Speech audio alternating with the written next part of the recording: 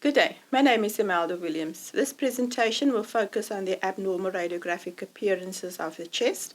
I trust you have worked through part A, and this is the next session on part B. So I trust that you have worked through part A before you attempt to work through part B. I've given all of the resources in part A, so consult that presentation if you want to refer to some of the resources.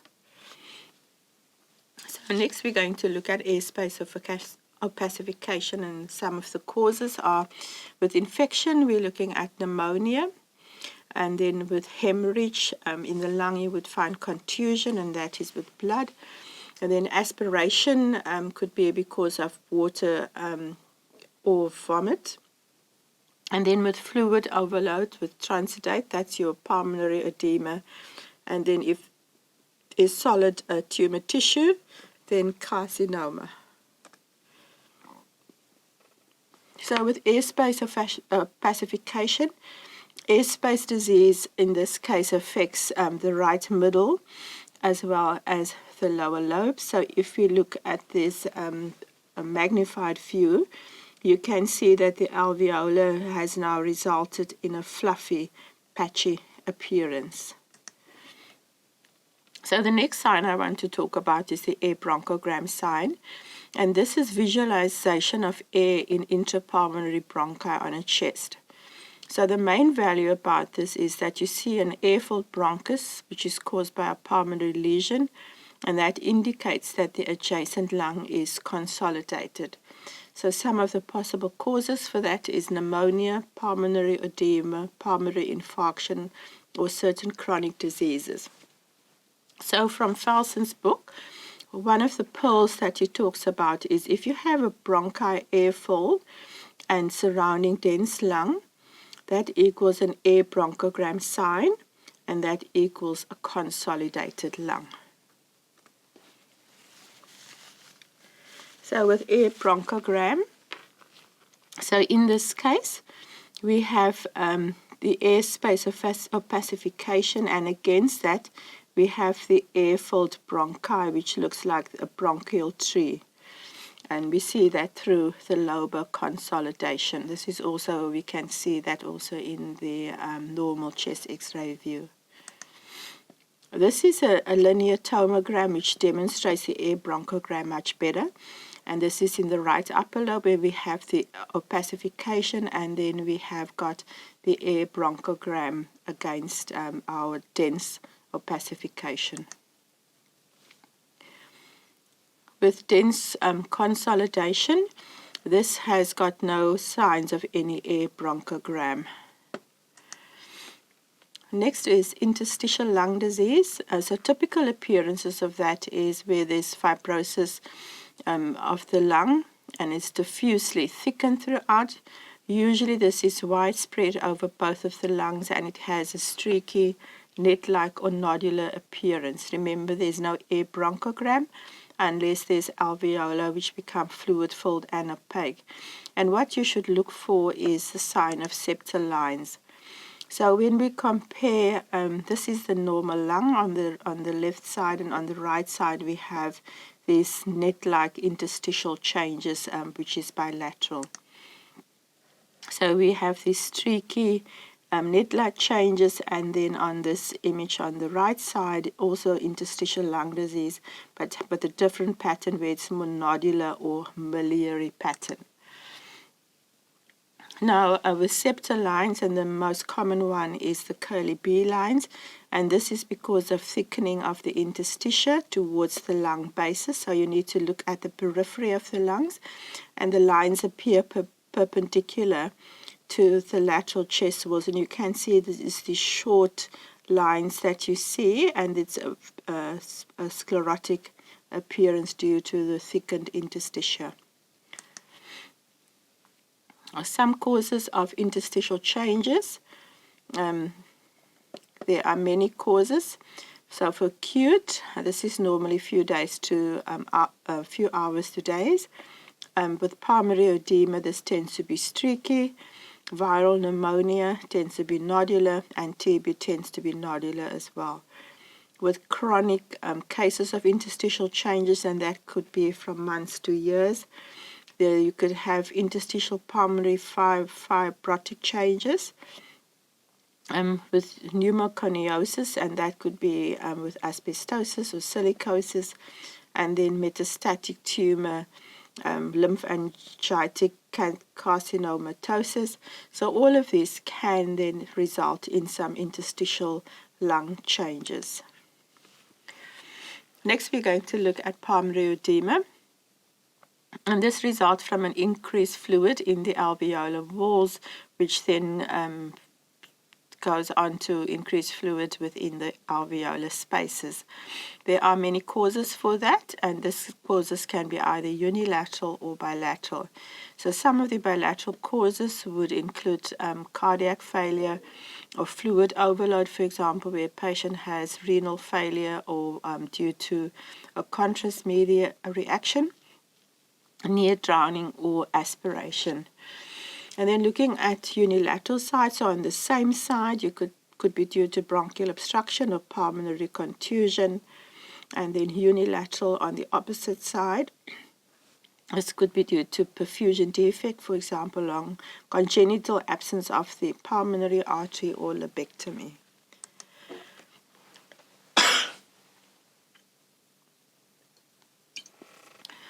So in this case, we have bilateral cause. We can clearly see it's affected both of the lungs. There's cardiomegaly, so this could be because of heart failure.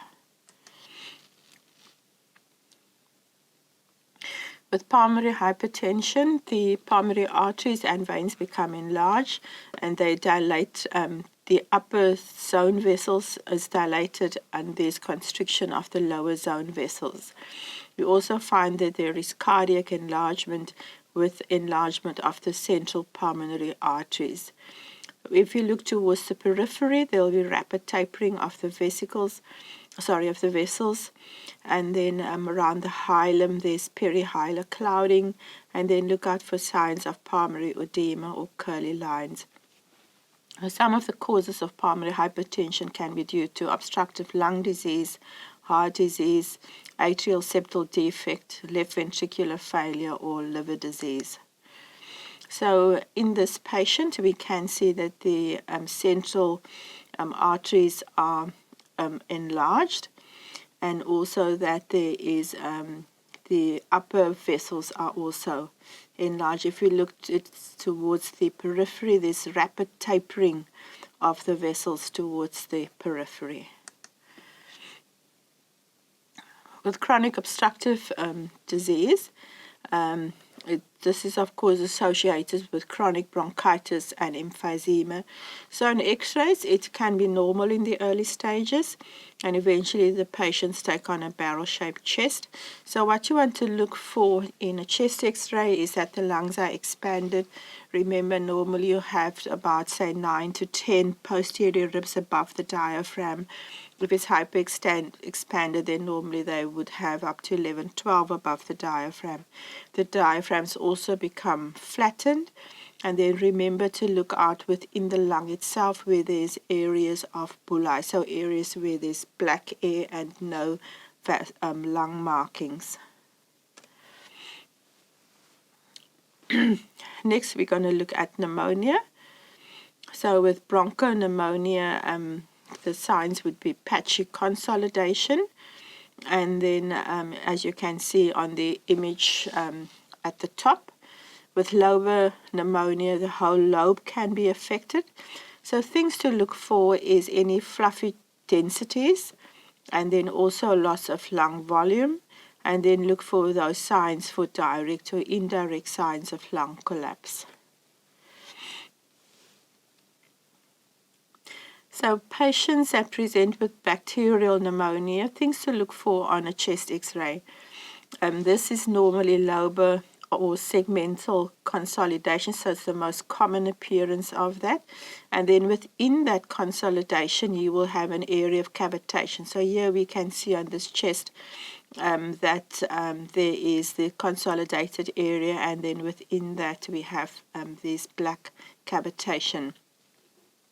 So look out for signs for effusion and of course empyema formation.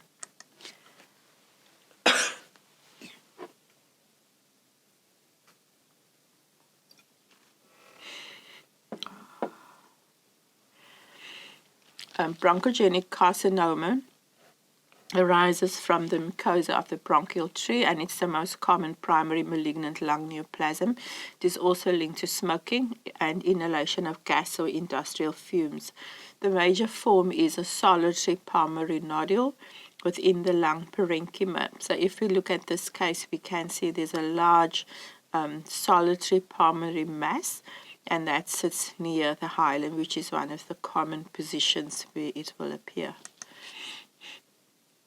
So now looking at pulmonary nodules. So solitary, they can be smooth, and if they're smooth, they're mostly benign. If they tend to be lobulated, you should think about a primary carcinoma. If there's cavitation within the nodule, you should think about infection. And if there's calcification, you should think about a chronic process. So a tuberculoma within the right upper lobe, so linked to TB, tends to be lobulated with calcification. So moving still on with pulmonary nodules, because size is important. If they are less than 2 millimeter, then you should think of either miliary TB or sarcoidosis. If they measure between 2 to 5 millimeter, then one of the possible causes could be lymphoma. And if they're greater than 5 millimeter, then the first thought should be metastases. Density is important if they're very soft. So if they're soft tissue, then you should think about sarcoidosis or silicosis. In this case, we have got very dense nodules, and this is an indication of silicosis. Just, I'm sorry, with the silicosis, you're looking at an increase of density in the soft tissue. And this is a case of sarcoidosis, so you can see right through, and it's normally both of the lungs, where you have these very small nodules throughout the lungs. And then, of course, with metastases, affects commonly the lower lobes, tends to be more towards the peripheral, can range in sizes, can be bilateral, of course, and then also ill-defined or well-defined. So as you are aware, a patient with TB can have a normal chest X-ray. Although the sputum is normal, it usually affects the upper lobes. And then important to look around the hilum to see if there's adenopathy. And usually in TB it tends to be unilateral. So they could also have a pleural effusion. So a pearl with this is if a patient has lobar pneumonia as well as lymphadenopathy, that is equal to a patient with TB on a chest X-ray. And secondary TB, search for signs of chronic patchy ill-defined areas of consolidation. If there is cavitation, that is a hallmark of reactivation. Also look for signs of fibrotic scarring, pleural thickening, or calcified hilar or mediastinal nodes. So in the case on the left side, we have got infiltrates, and this indicates that this is primary TB. So there's left upper lobe inhomogeneous infiltrate, whereas on the case on the right side, we have got all the typical signs of a chronic tuberculosis with scarring and pleural thickening, etc. So miliary TB has a hematogenous spread, so therefore we will see signs on both of the lungs, and these are diffusely scattered nodules, less than 3 millimeter. They tend to be uniform in size, but the hilum is normal. So the last thing to think about in the adult is in the chest is a post-operative chest. So Most of the time, the post-operative chest will be requested to confirm where the lines and tubes has been correctly inserted. And the complications, of course, of incorrect insertion could be malposition, hematoma, pneumothorax, or lung collapse. So on a chest X-ray, the ET tube should be 5 to 7 centimeters above the carina, or at the level of the 5th and 6th vertebral body. With tracheostomy, that should be parallel to the trachea. With a Swan-Ganz catheter, this should be in the main pulmonary artery.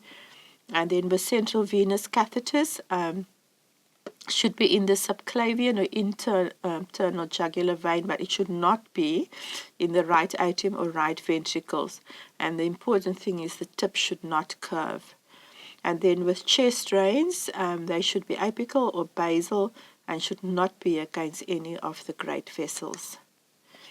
So here we have a mobile chest X-ray that was done on a supine patient. We can see that there is extensive pulmonary edema. Post-trauma, there are multiple fractures on the right side. We have got the sternal wires from cardiac surgery. We've also got a tracheostomy as well as a left jugular central line. Now we're going to just quickly touch base on the pediatric chest findings. Firstly, perihilar infiltrates. So what you need to search for is loss of clarity of hilar vessels, and this occurs in particular in viral infections such as acute bronchiolitis. And then with segmental or patchy consolidation, look out for ill-defined patchy peripheral lung opacities, and this occurs in secondary bacterial infection. With lobar consolidation and a collapse, this can be due to mucus, pus, or an inhaled foreign body which causes obstruction, as well as secondary infection. With round pneumonia, acute consolidation, which is secondary to infection. So on a chest X-ray, there will be well-defined round lung opacity. And then if there's cavitation, look out for thin-walled cysts such as a pneumatocele, and this is most common due to TB. Remember that in patients with asthma, often the chest X-ray is normal, but however there can be varying degrees of hyperinflation. So acute attacks can happen because of mucus plug that causes obstruction. But most important is to be able to identify pneumomediastinum in the pediatric patients. Causes for that would be either alveolar or tracheobronchial or esophageal rupture. So on the chest X-ray, look out for the air that outlines the cardiac border or mediastinal vessels. And then when we look at the level of the diaphragm, we can see the right and the left, but there is a continuous diaphragm. So you see this air that tracks across the midline, and that should not be there. And this is very typical of a pneumomediastinum. So pneumothorax, the same things would apply as you would identify in an adult. Some of the causes can either be trauma or iatrogenic. In neonates, it could be due to surfactant deficiency, meconium aspiration, and mechanical ventilation. With an inhaled foreign body, look out for the ball valve effect, where air gets trapped behind the foreign body. So findings in the chest, search for abnormal air in the pleura. With a large pneumothorax, there could be ipsilateral lung collapse. On a supine chest X-ray, there could be a subtle decrease in lung density, and then also search for signs of tension pneumothorax. With pleural effusion and empyema, acute infection is the most likely cause. Findings on a chest X-ray, if the pediatric patient is erect, look for large effusions above the diaphragm. If the patient is supine, look for increased density towards the bases of the lung. And then with empyema, look for loculated fluid. Ultrasound is very useful to estimate the volume of the fluid and also to show loculations. And CT scan can be used in complex cases where there's an underlying abscess or tumor is suspected. But CT in pediatrics should be used very sparingly because of the radiation. So foreign body and aspiration, so common foreign bodies in pediatrics. It's nuts, bees, plastic toys. Clinical signs would be acute choking, cough, breathlessness or wheeze. So in the chest x-ray, the ball valve effect. So some of the causes then that you would look for is hyperinflation, which is exaggerated on expiration. So very useful to do both the inspiration as well as an expiration view. And then collapse of the lung distal to the obstruction. And this can result in secondary infection. Most commonly, it affects the right lower lobe or the right middle lobe due to the angle of the right main bronchus at the carina. So after working through both the presentations for Part A and Part B, you should be able to identify the common traumatic chest conditions, in particular pneumothorax and pneumomediastinum, as well as pleural effusions. You should also be able to identify some of the common pathological conditions such as pneumonia and tuberculosis. And then in terms of mobile x-rays especially, you should know the normal positions of tubes and lines when mobile chest x-rays are requested. You should also be able to identify the common pediatric pathology conditions, especially pneumothorax, pneumomediastinum, as well as inhaled foreign bodies. As always, if you've got any questions, please email me. Thank you.